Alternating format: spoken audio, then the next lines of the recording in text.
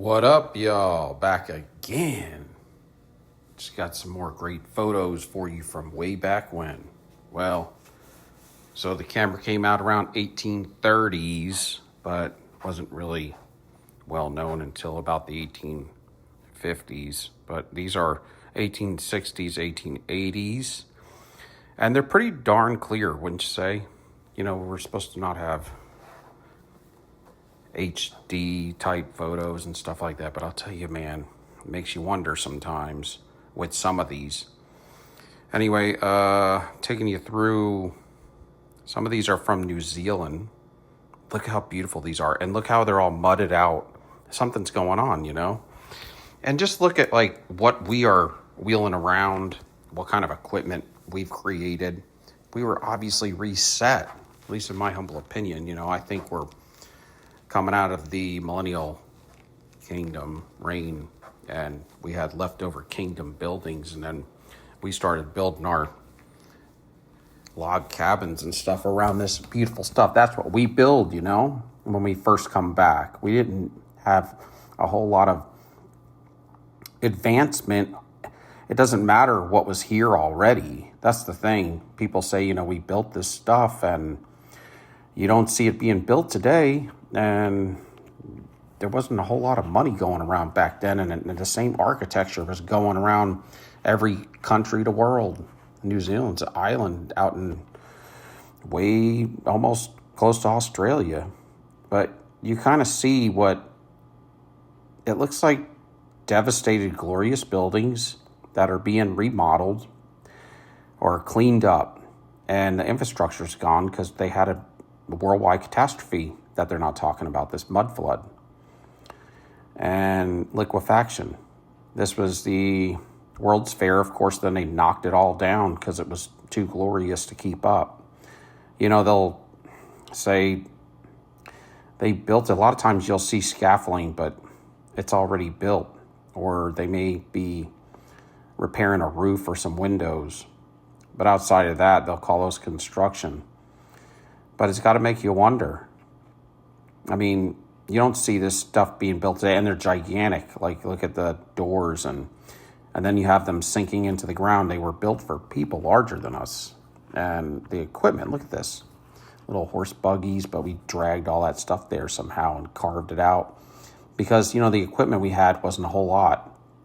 A couple of chisels and flame for light, but we did all this glorious stuff. You know, it's obvious they had old technology. Those towers and things they operated, they might have all worked as a unit. That's what we build, you know, when we first come back to a civilization with no, you know, real formal education. We don't build this stuff, but it was here. And even this stuff now, this is Cambodia, and, you know, it's aged, but it's glorious stuff, you know. I honestly, you know, my mind wanders with this stuff. I think we went from, you know, these, what we would consider a fantasy today, these kings and queens and, you know, never-ending financial blessings and free electricity, and everything was built like a grid. Like, that's like computer. Look at the computer versus that. You know, it's very much the same. And these structures were built in strategic areas. You'll find in every city they're very similar, the way the setup of the city is, and where you'll find an amphitheater and a stadium and an airport. They're strategic, really. And they were there. They were planned out based on, you know, ley lines. Has to do with energy. And, you know, I don't know too much about it, but I have listened to some stuff on it. And then you'll find that, you know, like this stuff, these people just disappeared. It's like they up and left. And we find these things all over the earth, you know, like there's these civilizations, and man, we can't tell you a lick about it. Look at that thing, man. How awesome is that? Those things. Picture all of these buildings connected in a grid, a real grid, like a computer solid state board. but the whole world was like that, and it had the ability to turn on, to light up, to maybe have moving parts. But maybe with this mud flood and the end of the millennial kingdom, we entered this Satan little season situation, possibly, right? I mean, if we look at that narrative, very well could be. And I just don't think people would know they were in that era. I think people would be kind of deceived, like it says in the book of Revelation. And if you see stuff that doesn't look like it would be from God's kingdom, it makes me think of after the sin in the Garden of Eden, it got, everything sin. It turned to, stuff that was kind of the sinfulness. And I think sometimes this is Canada.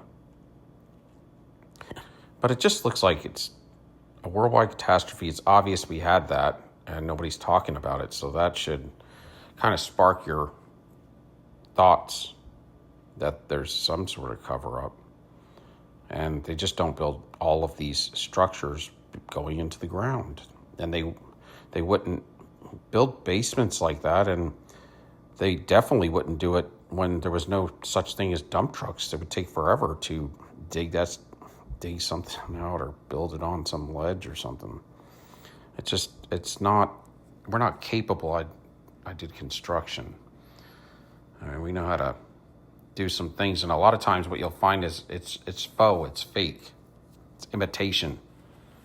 It's plastic that looks like marble or something, like this stuff was all real deal. And it just screams glorious.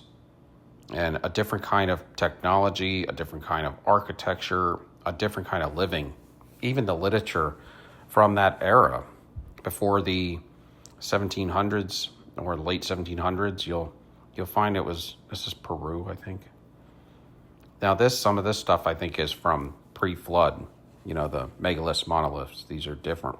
I think God leaves every era for us because sometimes our literature is off, and it could be off on purpose.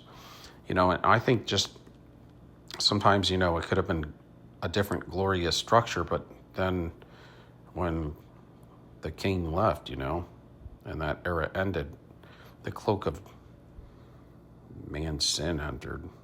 But anyway, these are what they would call the Nephilim skulls. They're obviously different. They had 2 parietal plates, not 3, 2 sets of teeth, double sets of teeth, and 6 fingers, 6 toes, elongated skulls, and they were a 2-to-1 ratio instead of a 3-to-1. Now you're getting into sometimes people will talk about stargates, and they're usually between mountains and water.